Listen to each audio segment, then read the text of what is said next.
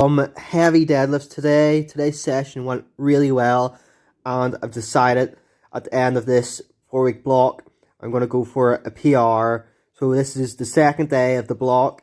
So we're on our way to that PR attempt at the end of this. So better stay tuned for that. Now today's top set was 157 kg for 5 reps, and I managed to get that pretty easily. So make sure to check that out. Now, the top set 157 went fairly well. I didn't have to reset between reps. Managed to get my grip to stay on the entire time. So, in a sense, it was a perfect day for deadlifting. So, we're moving well. Now, I changed a camera setting here. So, tell me what you think of the film coming up here. What it looks like. Is it better in the whiter version, or is the slightly darker version better? Now, anyway, what is my PR goal? Well, the goal is obviously 4 plates, 180 kg. I believe that's 401 pounds. And then if I get that, I'm going to do the 405, 184 kg, and we'll smash that out in the few weeks to come. So here is the last single, and it moved like butter, no problem at all. Obviously, I've been doing the less reps to warm up, so it saves some energy for my actual working sets. Now, here's the camera change. So tell me what you think.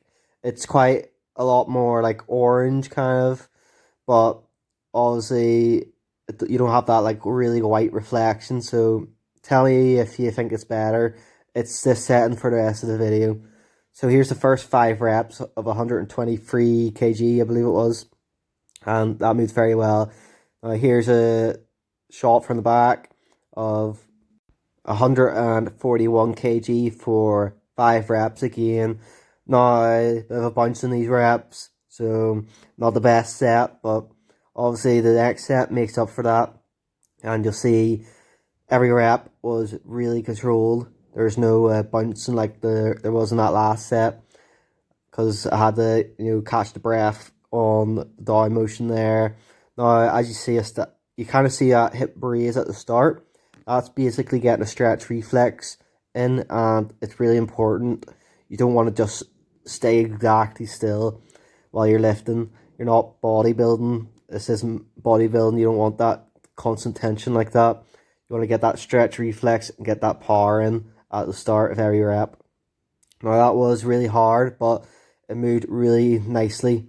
And then I did 3 singles of 100 kg on the pause deadlifts, and these went very well. I did 3 sets of these, so pretty happy with how these went. Usually the pause deadlifts are a pain after the main sets, but these felt really good.